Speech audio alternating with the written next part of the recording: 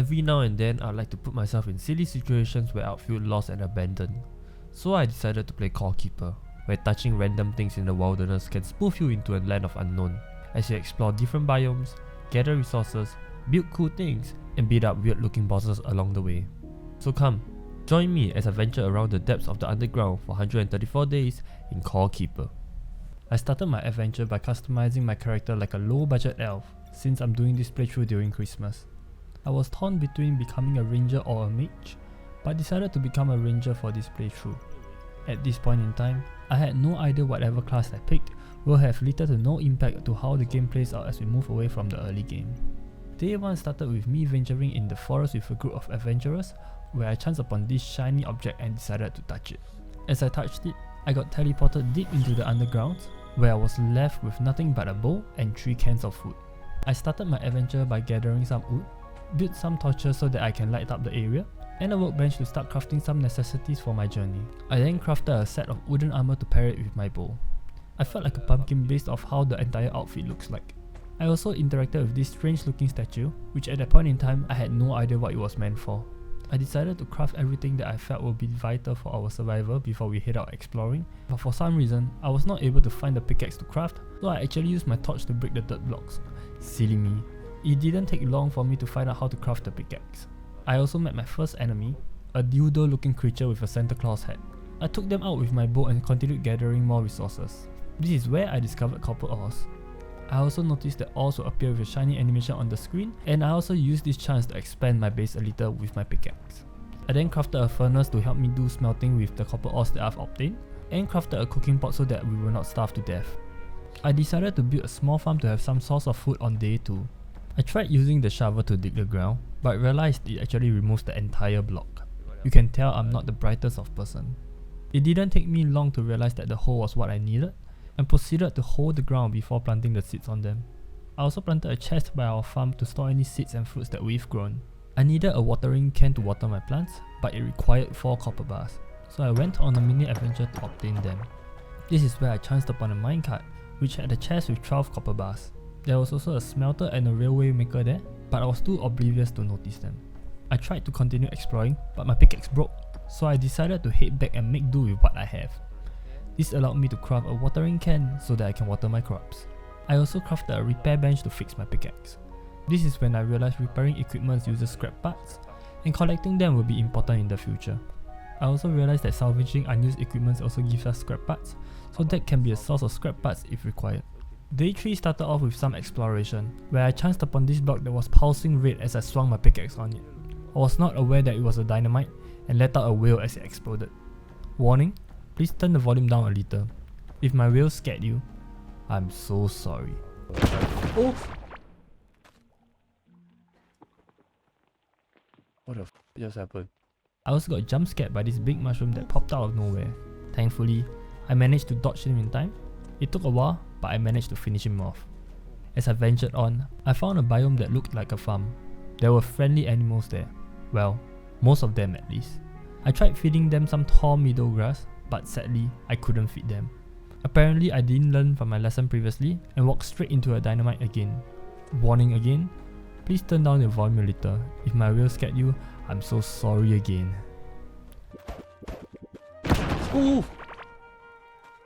Bro, this is the second time this has happened. With 2 jump scares in a short period, I decided to call it a day and head back to base. My crops had grown when I came back, so I decided to harvest them more before calling it a day. I started day 4 by cooking more mushroom soup from all the mushrooms that I have gathered, smelted some copper ores, harvested and planted new crops, and crafted a new chest to store some of the loot that I have obtained.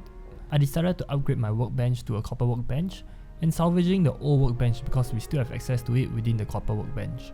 I proceeded to craft a copper pickaxe for myself to help myself in future adventures. I also held a broken core idol that I found during my exploration because I don't really know what it does at the time. I tried placing them into the statues, but it didn't work as well. I wanted to head out to find for some slime so that I can craft myself a lantern, but felt some form of stomping effect. Curious, I decided to try and locate where the stomping was from.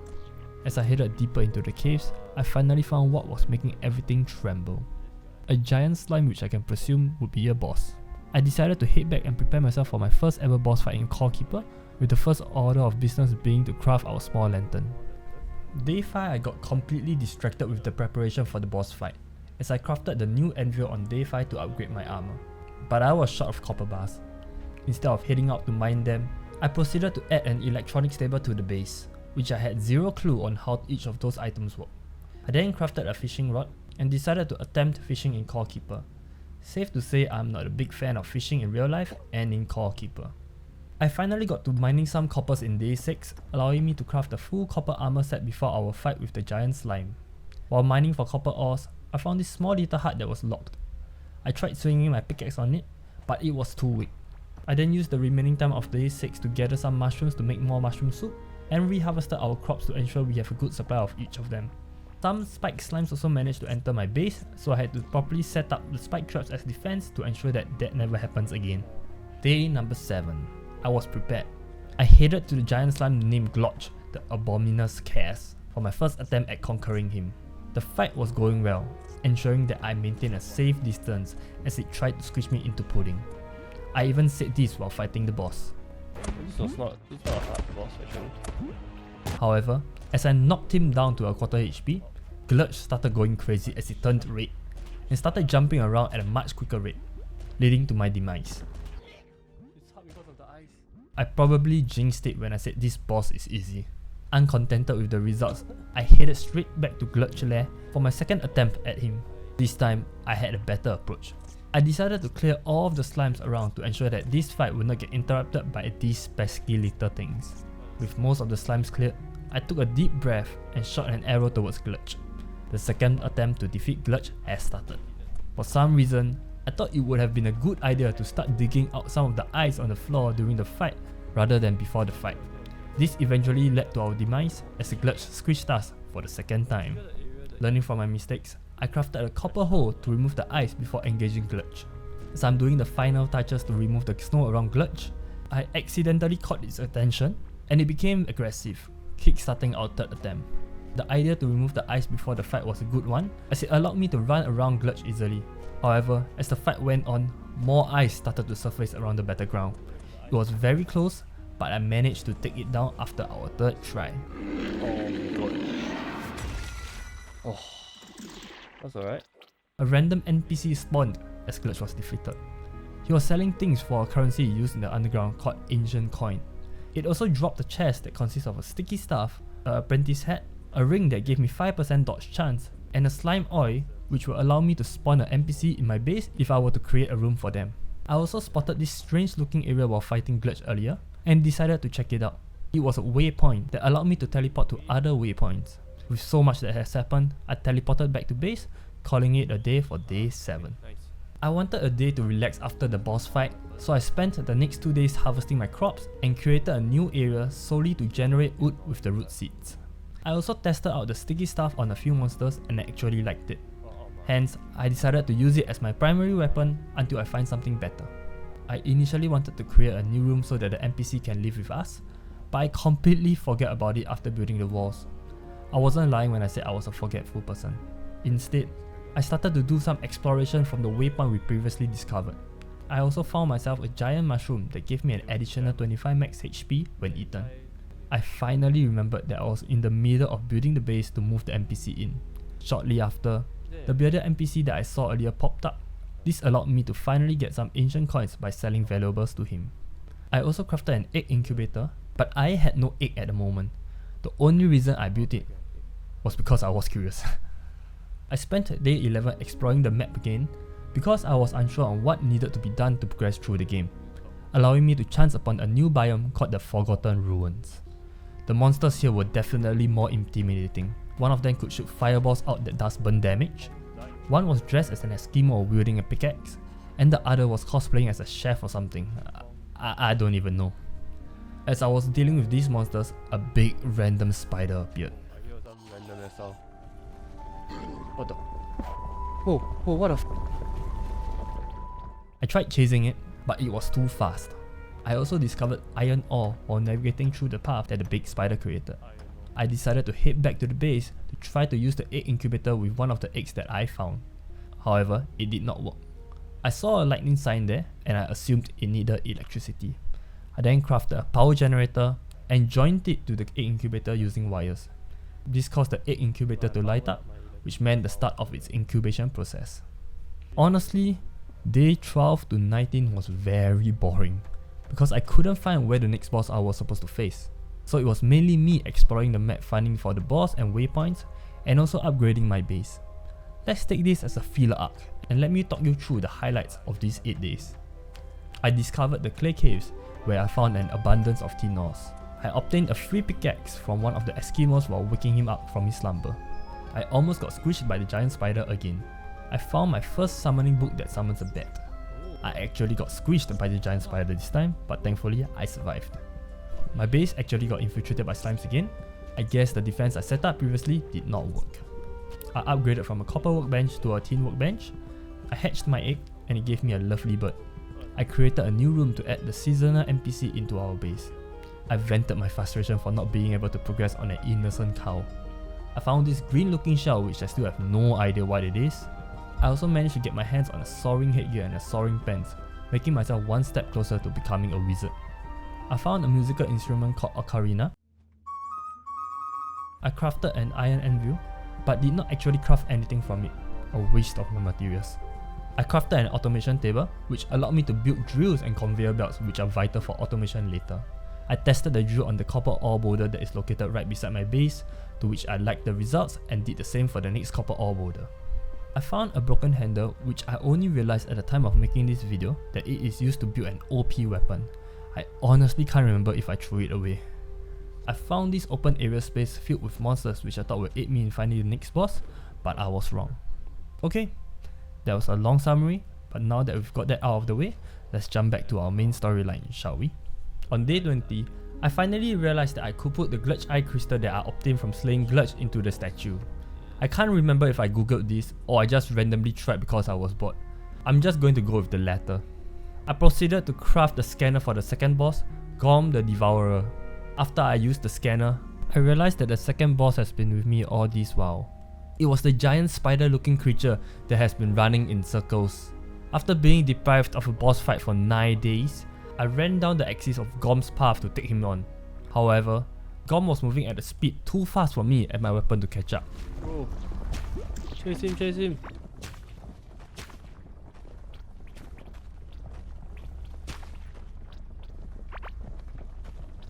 Wow, how am I gonna kill this guy?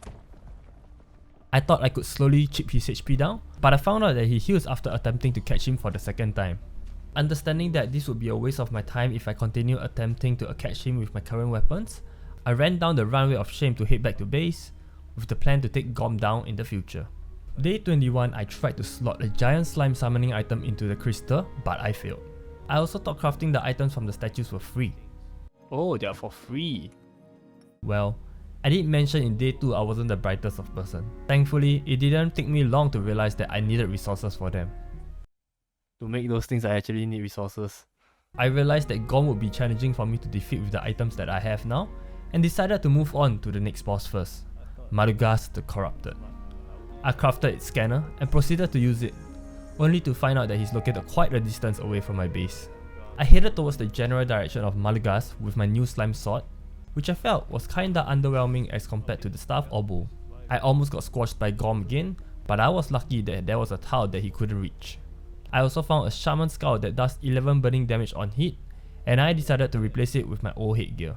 As I mined closer to Malugaz, I mined onto something that was too difficult for me to mine, and decided to stick to the strong wall to find where the entrance is. This took a lot longer than I thought, to the point where my pickaxe broke. As I was heading back to repair my pickaxe, I saw Gorm again and decided to cheekily poke him. Well, that came with a price.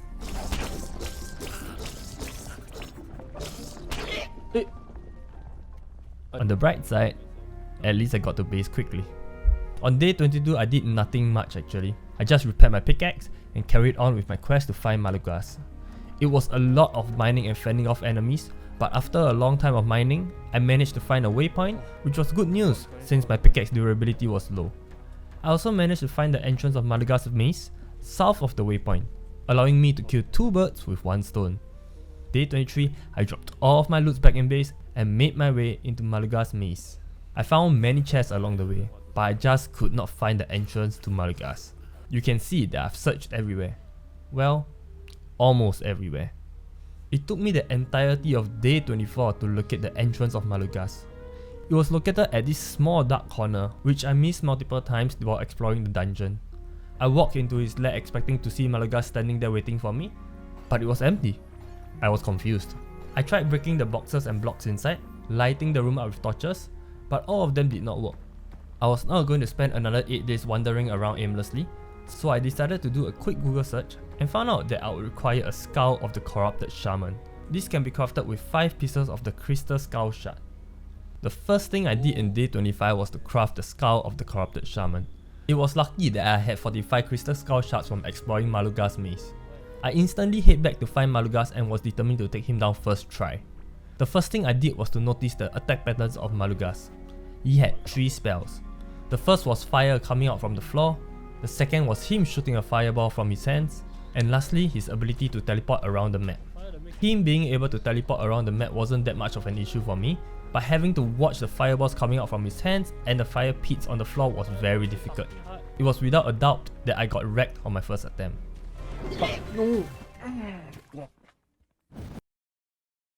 I didn't waste any time after my first failed attempt and went back for my second attempt. I lit up the arena once more before summoning Malugaz for my second try. Second run actually went pretty well as I brought a hand mortar with me to do some extra damage, but the burning damage that comes from the fireball and the fire pits was still an issue for me. After many rounds of kiting and dodging of massive fire meatballs being thrown at my face, I managed to chip Malugaz's HP down to 0. What I didn't expect here was this. Nice. Nice. Oh, what the f was it? Yes, I didn't expect that he had a second phase, where he literally turned into Saiyan mode and slamming the ground. It didn't take me long before he mowed me into the ground as I failed my second attempt. After dying again and again and again, I decided to do one last run before hopping off. The battle started off well, with me chipping almost a quarter of his HP without getting hit at all. I also had a realization that would change the entire course of this battle. I cannot get hit by the fireball. I can get burned, but I cannot get hit by him. For anyone who couldn't hear that, I just have to avoid the fireballs because the fire pits do not do as much damage as compared to the fireballs. I also realized that I had an offhand item that allows me to teleport away from an enemy, which I got from one of the many explorations that I've done previously. I started to use it during the battle when Malugaz teleports right beside me. I then managed to take down the first phase of Malugaz with a healthy amount of HP left. Knowing what's next, I sat up from my gaming chair and turned it up a notch. I was okay to take the burn damage on the floor, but I just could not get punched by him. I also realized that he has a 1-second animation before slamming the floor, which I took advantage of. After what felt like hours, I finally managed to defeat Malugaz. Yes, bow down to me, little peasant.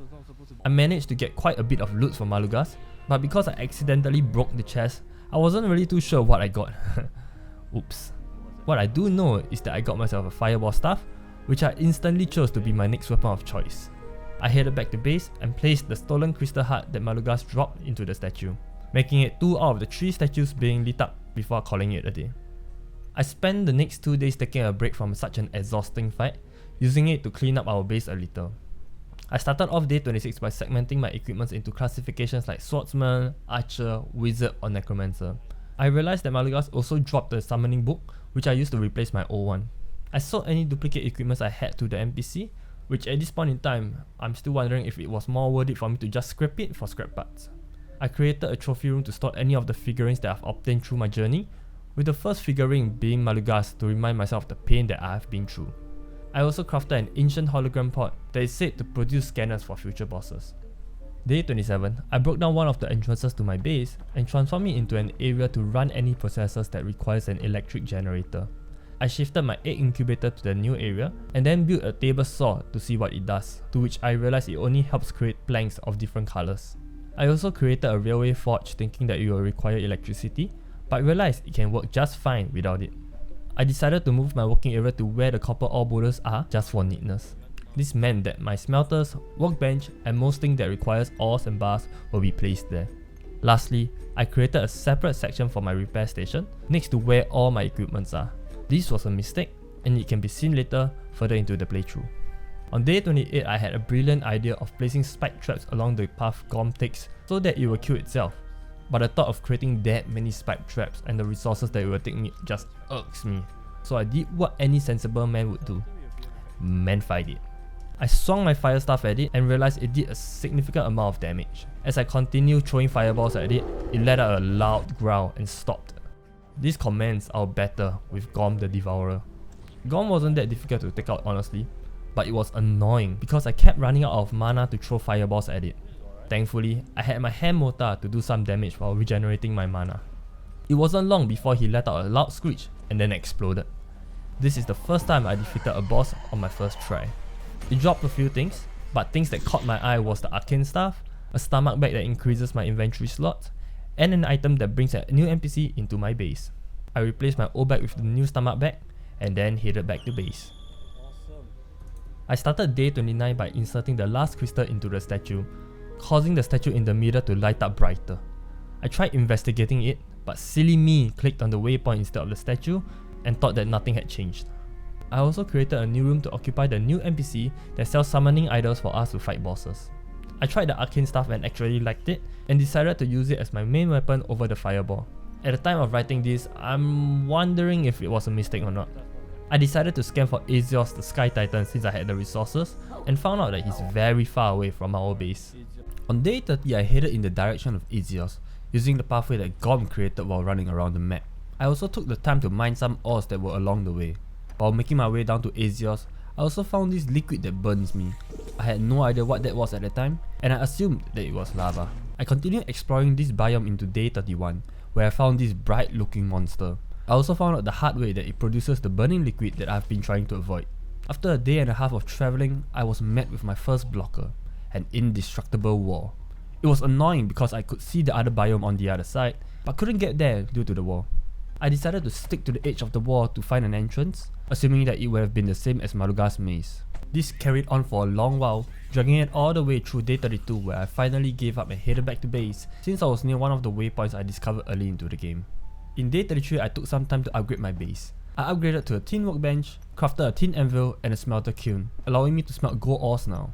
I also got myself a key crafting table and a jewelry workbench, which basically had nothing that I needed now, but hopefully becomes useful later. Day 34 I had all the resources to build a Hive mother scanner, so I decided to just scan for it. That was when I found out that I was very close to it. I also found out that I could speak to the core, and that I was actually heading towards the right direction. I just had to touch the wall to bring it down. Could have told me earlier, Mr. Core. I crafted an iron pickaxe before heading out just in case I can mine for more valuable ores. I even reinforced it so that I can potentially mine more, since the new biome is actually quite a distance from our base. It took me a while, but I finally reached the walls. I touched it, causing the walls to light up, and then proceeded to sink into the ground.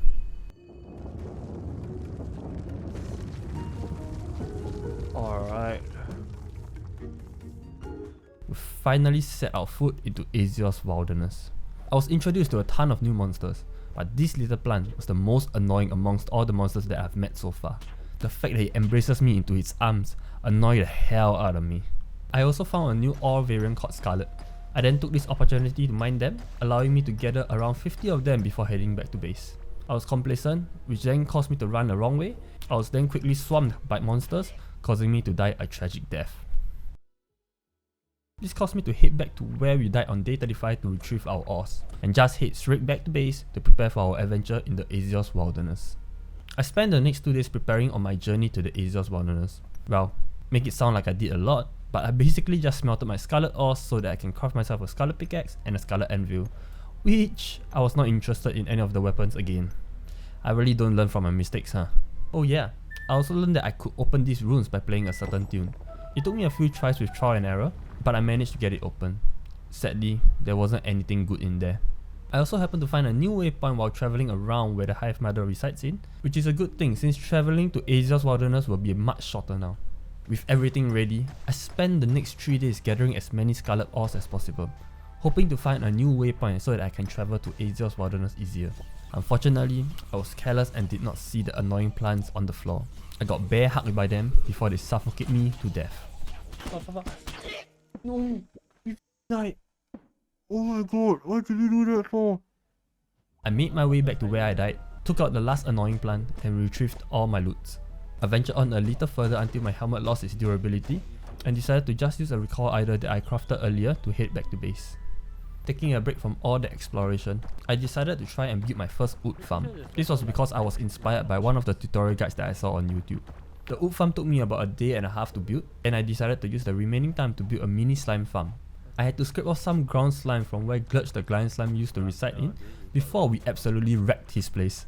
I then barricaded the area to ensure the slimes do not leave their farm. It's starting to look a lot like a torture chamber, I'm not gonna lie. I finished it up by lighting the area up with torches.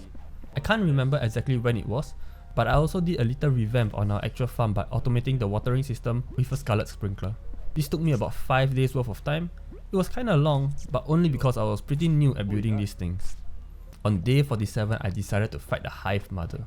There were a ton of leeches on the floor, and that's where I knew that this fight was gonna be very messy. My plan to fight was just to circle around it so that it doesn't hit me, and that worked for a while, until the glowing roly-poly started rolling towards my face, breaking my momentum. What made it worse is that they explode with that burning goo, giving us lesser tiles to step on.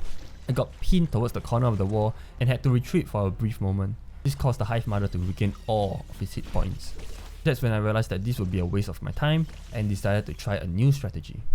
I headed back to base to see if I could use my shovel to dig the goose on the ground and realized that I could. That's when I had a brilliant plan. Since the monster spawned by the Hive mother does not have any projectiles, what if I dig a hole between me and the other monsters? That means the only thing that I will have to avoid is the goo that Hive mother spits out. However, that will not be an issue because I can use my shovel to remove them. This new strategy worked well, until it didn't. The spawns of these leeches were too much. Too much to the point where I just could not find an angle to shoot the Hive mother. Eventually, I got careless and messed up, causing me to die. Oh, I died. I fucking died. Now that I know my initial plan works, I just needed to refine it a little. I decided to add a few spike traps on the tiles that the leeches and roly-polies tend to stand so that I can have a better angle to shoot the Hive mother. The plan was working actually, until I decided to screw things up. With the lack of mana, I decided to use my mortar gun from time to time. This caused the spike traps to get destroyed, which led to the swarm of monsters spawning again. Needless to say, this was another failed run. I respawned and quickly headed back to the Hive mother for another attempt. This time, I swapped my mortar gun for an iron bow so that none of these traps would get destroyed again. It took me a while, but I finally managed to defeat Hive mother on the third try.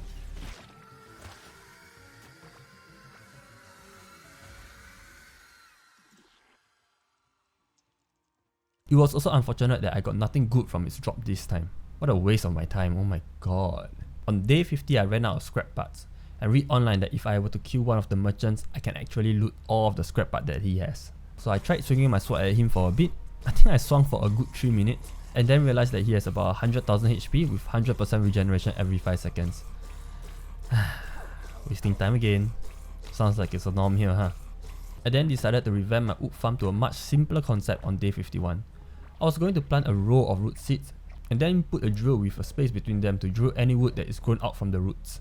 I then put a mechanical arm to pick up all the woods that has been harvested, and then place it into a chest behind it. Although we had built the wood farm, it was not 100% completed yet due to the lack of tin ores. Hence, I spent the next 2 days looking for an ore boulder to create an ore farm. I searched high and low for this, and finally found a tin ore boulder right next to where Gorm was running around. I quickly barricaded the place, lit the place up, and proceeded to dig a path to a waypoint south of the boulder core. I also happened to find an iron ore boulder while finding for a tin ore boulder, so I said, why not just build one for it too? Due to the lack of resources, it was not really 100% complete, but I think this is a good start. I was overwhelmed with the amount of things that I wanted to do at this time. I wanted to finish building my ore farms, I like to find for scarlet ore boulders, I like to do so many things that I did none of them. Instead, I decided to try looking for a waypoint within Azeos. This led us to finding Azeos the Sky Titan as he flew across us with a pretty loud screech. It was around this time that I learned from reading online that there will always be a waypoint near each boss. Hence, I began my search within the vicinity, and lo and behold, there was a waypoint. With scarlet ores becoming more accessible to us now, I took this opportunity to do 2 things. Mine for more scarlet ores, and also locate for a scarlet ore boulder to build a scarlet farm. It actually took me about 4 days to get this done, but I also managed to find a room that was unlocked by holding a tulip that gave me a cheap blade. I also used the scarlet ores that I have mined to complete my iron farm, and expanded my farm with 2 sprinklers that I obtained through my journey. The crazy thing about this ore boulder was that it was just right beside my waypoint. Like, you can actually see the waypoint from the map. I can't believe that it took me 4 days to find the scarlet ore boulder when it was just right beside me. Oh my god. I then spent the whole of day 62 setting up the scarlet ore farm, building a bridge between the waypoint to the ore boulder for easier access, placing the jewels down, powering it up with a power generator, and funnel all of the ores into a single chest. I also decided to work on the tin ore farm now, since I have a decent supply of scarlet ores. This took us a bit of time because there was a lack of iron ores. As the tin farm is the furthest among the 3, I decided to build a railway for easier travelling access, allowing me to enjoy some kind of thrill in the undergrounds. With so much mundane stuff being done in the past couple of days, I decided that it was time to fight the next boss, Azeos the Sky Titan. I dropped a giant egg on the floor, to which the Sky Titan yoinked it off me in a split second. The Sky Titan wasn't too difficult if you ask me. There were lots of projectiles that I had to dodge, but they were slow, so it wasn't that much of an issue. The annoying thing about this fight is that it spawns these crystal-like objects that would heal him. I had to constantly take them out to ensure that it does not heal. It became a bigger pain in the ass when these crystals are spawned in areas that I had to build towards to. The entire fight took us a while, mainly because he was constantly healing himself back. I even used a pickaxe to finish him off, just as a way to assert my dominance.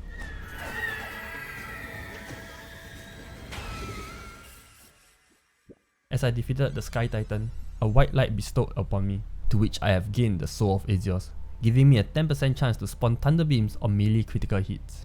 The Sky Titan also dropped a new stuff called the Sun Collar, which I decided to use as my main weapon for now. With the highs comes the lows, because after all that fighting, it was back to the mundane stuff again. The Scarlet Ore unlocks the upgrade bench, which require planks. Hence, I decided to enhance our wood automation farm to also provide planks for us. The setup will be very similar to the normal wood farm, but this time, instead of it being dropped into the chest, it will be dropped into the wood cutter and then dropped in the chest when the planks are ready. This then allowed me to craft the upgrade bench, which again, I didn't upgrade anything. A waste of my resources. But that is for now. We'll be using it later, so sorry, spoiler alert. Wait, it isn't a spoiler alert if I tell you right now, but yeah, sorry for the spoilers. I also built a boat workbench to build boats. Not too sure what it is for yet, but I guess it will come in handy later. Oh yeah, the Sky Titan also gave us an item that allows us to spawn a new visitor, the Fisherman. Not something significant, but we never know when you will need a fisherman, right? On day 69, I decided to do more exploring and found this moss looking area with a ton of enemies. I just realized at the time of making this video that I've never actually explored the place. Oops. This was also the day that I decided to fight the poisonous slime, so I was trying my best to get a scanner for it. I decided to build a poison slime farm to help speed up the process, but it still took too long, so I decided to venture southeast of the map after the core told me that it is the next place that I have to go, bringing me to the Sunken Sea. I was then introduced to coral wood and octarine ores. I tried exploring further into the Sunken Sea, but all I could see was water. I guess this is where the boats might come in handy? I don't know. I did nothing on day 75, with the only thing done being automating my poison farm, adding conveyor belts and spike traps to speed things up a little. I then spent the remaining time just doing some maintenance on the base like gardening.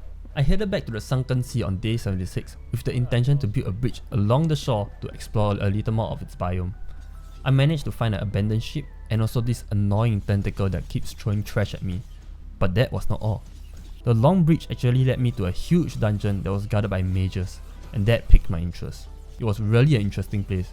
Apart from the mages, there were also these golems that would stomp the ground with 3 pulsars flying towards me. I also found this vending machine, which I decided to bring it back to my base. I tried exploring to the end of the dungeon, but my stuff broke, and so I had to call it a day on day 77. With all the coral wood seeds that I've obtained from chopping coral wood in the Sunken Sea, I decided to make a coral wood plank farm. As coral wood can only be planted on coral blocks, I had to shovel the dirt blocks out and then replace it with coral blocks. Only then can I be able to plant the coral wood seeds on the coral blocks. Apart from the special setup, everything else was the same. I got the drills set up for each seed, set up the conveyor belts to funnel the harvested wood, get them placed in the wood cutter before transporting it into a chest. On day 80, I decided that it is time. It is time to set ourselves up to find the Kraken by the Sunken Sea. So, I crafted a scanner and found out that he is actually very deep into the biome. it would not make sense to use dirt blocks to make our way there. I crafted a boat so that I can move around freely in the Sunken Sea. Without wasting any more time, I made my way to the Sunken Sea as I sailed towards the general direction of the Kraken. The journey there was peaceful and quiet. Well, when there wasn't any tentacles throwing trash at us. It didn't take us long to find a waypoint, but even it was not spared from the despicable tentacles. Little piece of shit. Even though I found a waypoint, I really wanted to explore the base of Kraken, so I decided to venture a little further. This led me to an open area with small puddles being lit up. It was then that I realized I was actually at the Kraken's lair. I then made a bigger detour to the waypoint and managed to find 3 octarine ore boulders on the same island. Wow. I guess beginner's luck is a real thing, huh? I cleared the blocks around the area, built a bridge to the waypoint, and headed back to base to prepare the tools needed to create our octarine ore farm. This is going to sound ridiculous, but I basically spent the next 5 days setting up the octarine ore farm. Why? Well, I just didn't have enough iron ores, so I had to basically wait for the ores to be smelted into iron bars and then craft 24 scarlet jewels. Yeah, so I basically waited and waited and waited until day 87, where we finally managed to finish our octarine ore farm. Was it worth it? Definitely. Will I do it again? Debatable. After all that waiting, I was craving for some action, so I decided to craft an expert lure to take on the Kraken. It took me a while to craft this expert lure because I had to find 4 earthworms to make baits, but thankfully I got everything settled within the day. I wasted no time after and headed straight to the boss. I also had a plan, since I had so much time to think while waiting for my scarlet jewels to be built. I decided to create more lands in the boss arena. This way, I'll still be able to use my teleport skill and move around quicker. I covered about a quarter of the arena and felt that it was enough for us to take on the Kraken. I then threw my fishing rod with the expert lure attached on my offhand, waiting for the Kraken to bite. Only to be told that my tools are crap and I needed to upgrade them. So much for boss fighting, huh? I then upgraded my fishing rod to an octarine fishing rod and headed back to the Kraken's lair. It's finally time to take on the Kraken.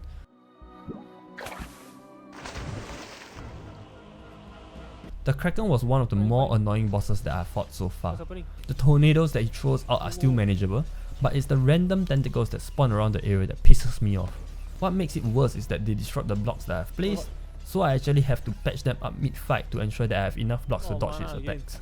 The fight took quite a while, considering that I have to take out the tentacles and also patch up the broken blocks. It actually got to the extent that I almost lost the battle because my stuff broke. Thankfully, I still had my iron bow that I brought with me when fighting Hive Mother, and used it to take down the Kraken. Oh my god. Oh my god. Almost This unlocked the south of Omoroth that gives me 3% chance of a tornado to spawn, and a few armors that I felt wasn't really beneficial to me because I am a mage. Feeling accomplished, I headed back to base with my head held high. I was surprised that I didn't take a break from all that action in day 91, because I decided to continue exploring the dungeon that I found on day 76. There really wasn't anything different from earlier, just that I managed to find myself a Scholar Hood and Scholar Cloak that does more damage against bosses when worn together. I used it for a bit but didn't quite like it, so I went back to using the Sorcerer set that was also obtained from this dungeon.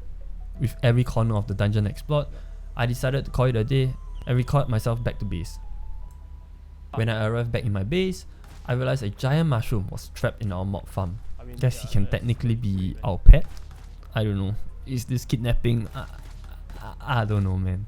I also decided to further automate our ore farm by turning it into bars. Doing this was easy, as all I needed was 2 mechanical arms and a smelter to get the final results.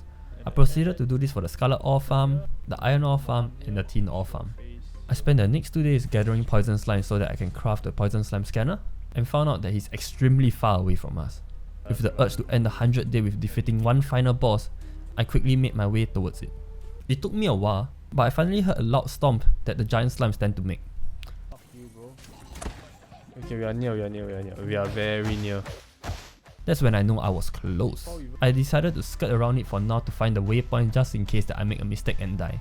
In no way am I running back here without a waypoint. Without wasting any more time, I took on the poison giant slime. Honestly, this was quite underwhelming for a boss. I'm not too sure if I was too strong for it now, but yeah, I defeated it with ease.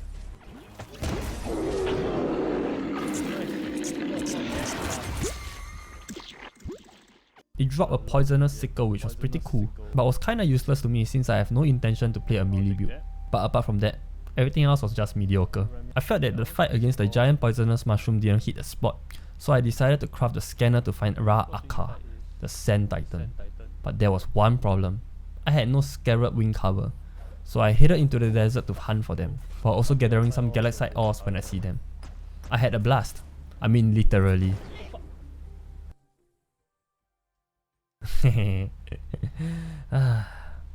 Okay, on a serious note, hunting for the scarab wing covers took me quite a while. Halfway through my hunt, I found something that I believe is a sign from the gods above that they wanted me to succeed. Yes, my friends, I found 3 Galaxite ore boulders next to each other. Not 1, not 2, but 3 Galaxite ore boulders. I did not waste any time. I recalled back to my base and prepared all the resources that I needed to get my Galaxite ore farm up and running. As the ore boulders was far away from the waypoint, I had to craft a portal as well, to which I did not have enough mechanical parts. I tried buying some of them from the merchant, but it was just not enough. I then decided to use my remaining skull shards to craft a summoning item for Malugaz, and proceeded to farm for mechanical parts by killing it again and again. That's for making my life a living hell during the early game. This allowed me to craft my portal on day 103. I ran straight to the Galaxite ore boulders, barricaded them to ensure that no monsters would get near these ore boulders, and placed the portal within its vicinity. I thought I was able to use the portal immediately, but I was surprised that I needed to wait for it to charge up. I searched it up online and I think they said it was about 10 minutes, so I decided to just run back to the nearest available waypoint and teleported back to base. I then spent the rest of the day setting the ore farm up. What a beauty, man, what a beauty.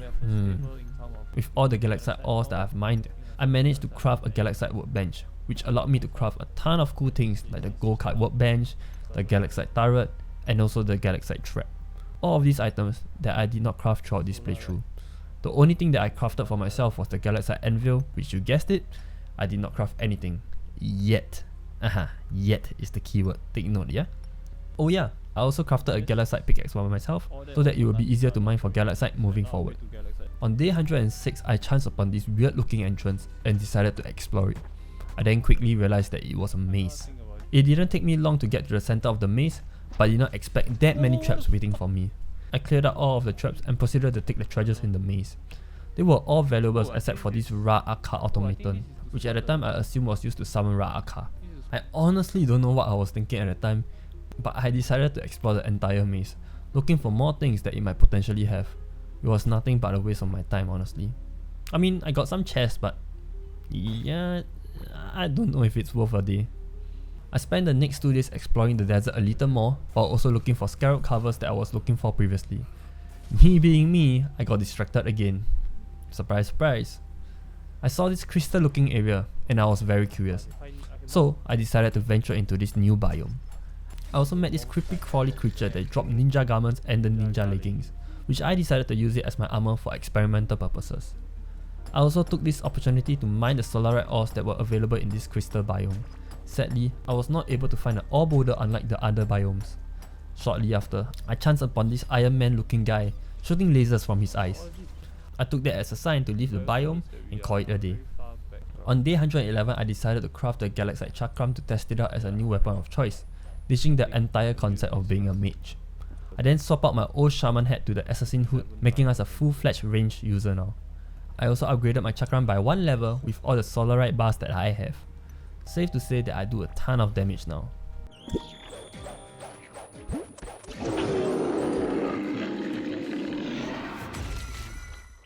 With the extra resources that I had, I decided to upgrade my bag so that I can carry more items around as well. I also finally crafted myself a distillery table, which was also at the time where I found out that I could craft greater healing potions in this game.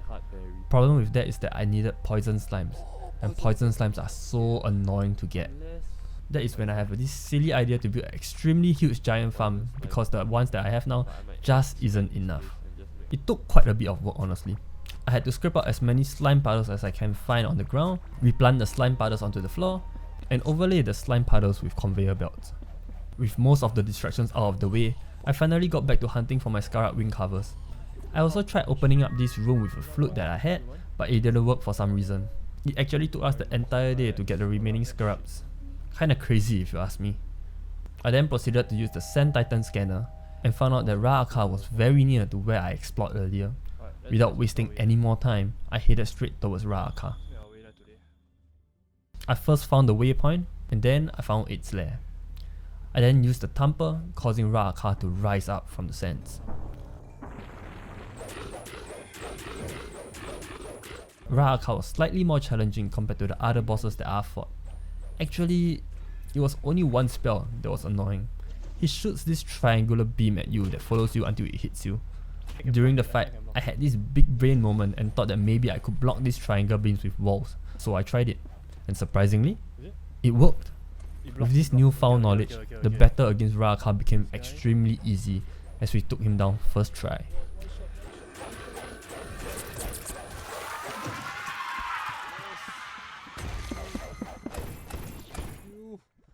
This gave us a 5% chance to spawn the triangle beam when dealing damage, and a few other accessories that I didn't expect to notice because I accidentally broke the chest again. Oops. On day 117, I spent the day exploring the crystal biome, mining some solarite ores, and hoping that I can find for a solarite ore boulder. Unfortunately, I didn't manage to find any of these ore boulders. Can't be too upset though, I've been very lucky with the other ore boulder spawns. I also found out that you can mine these radiation crystals. Not too sure what they do, but mining them ensures that they won't do damage to me while I'm in the crystal biome. On day 118, I managed to get quite a few Glimwood seeds from my adventure in the crystal biome and decided to create a Glimwood farm. Don't really need those planks now, but no harm getting them first. I was also out of potions and the poison slime farms were generating it at a very slow rate, and so I decided to let my big brain take the wheel. Because the giant slimes leave slime trails on the ground during combat, I wondered if it was worth the time summoning it and getting these slime puddles and then crafting them into healing potions after. It worked perfectly, giving me over 300 slime puddles. It could have been more, but my pet was so strong that it took out the poison slime on its own. Yeah, my pet is hitting it, that's why it's a bit difficult. Otherwise I think it's okay. Oh my god. But there is some limitation to my big brain. I've discovered something game changing, but I still chose to use the 300 slime puddles that I've gotten to expand my poison slime base again. Silly me. On day 120, I wasn't too sure how to progress, so I wandered around aimlessly, allowing me to chance upon another maze. This was also the time where I googled that this maze gives you the keys to unlock the Godsend King armor. I already had one from the previous maze, so this would be my second one. It didn't take me long to get to the center of the maze and take the second key. I was not going to walk out of the maze and decided to just use a recall idol to teleport myself back to base. Although it didn't take me long to find the earlier two mazes, the last one actually took me a day and a half to locate it. I quickly made my way to the center and took the last key to the Godsend's armor. I thought the hardest part was over, but I could not be any further from the truth. To get the Godsend King's armor, I would have to find the Titan's temple, and boy, that took me too long to locate. I actually spent the next 6 days running around the desert trying to find it. I even managed to find a random waypoint before finding the Titan's temple. Finally, on day 128, I managed to find the entrance to the Titan's temple. You can hear the relief in my voice. Oh, I found it. I think I found it. Oh, I think I found it. I quickly unlocked the 3 chests with the keys that I have and finally got myself the full Godsend King armor. Do I look cool? Yes. Was it worth it though? No. No, it wasn't. Day 129, I decided that it was time to complete the game. So I created the altar that allows me to summon the last 3 bosses. I also wanted to restock on my greater healing potions. I picked up about 1,000 of the slime puddles before taking it out.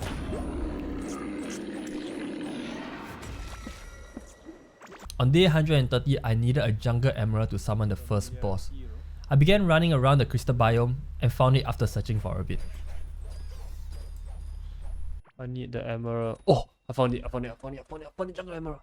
I found it. Day 131 was the day I crafted the wind organ and wasted no time to summon Druidra. He let out a loud screech as I placed the organ, to which he arrived shortly.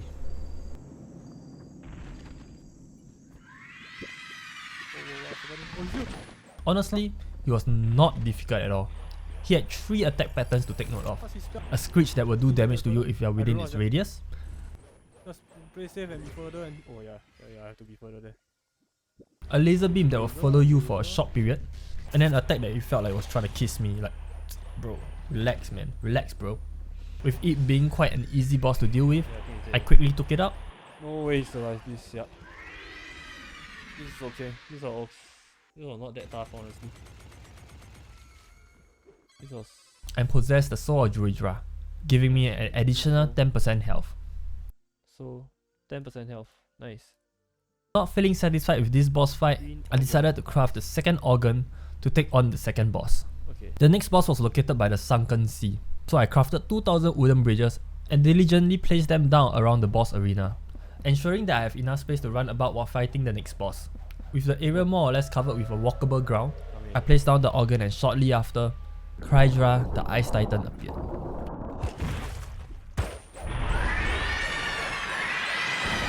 I initially thought that I might have bugged it when I saw that there were 2 hits, but I realized shortly that one is just a mirror and I could only hit one out of the 2 hits that is available. Sadly, the fight was easy again. I dodged his attacks, shot him when he's down, and basically repeated that until he was defeated. Yes, we beat him. Oh. Nice. This led me to obtaining the Soul of Krydra that gave me an additional 10% armor. Still feeling unsatisfied with the boss fight, I decided to just YOLO and go for the final boss. I quickly crafted the flute, teleported to the waypoint nearest to Ra'aka's lair, and tried summoning the final boss. Does it? Nope, it's too far. We have to go up. But he didn't come. Nope, we have to go up. I suspected that the reason could be due to it being too far away and waited for a while. While waiting, I gathered some dirt blocks to use as shield for the triangle beams that would shoot out to me later.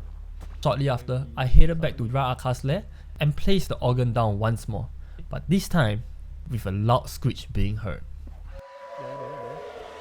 What's he's here? He's here. Lo and behold, the Yeah, final boss, Hydra. It's unfortunate really.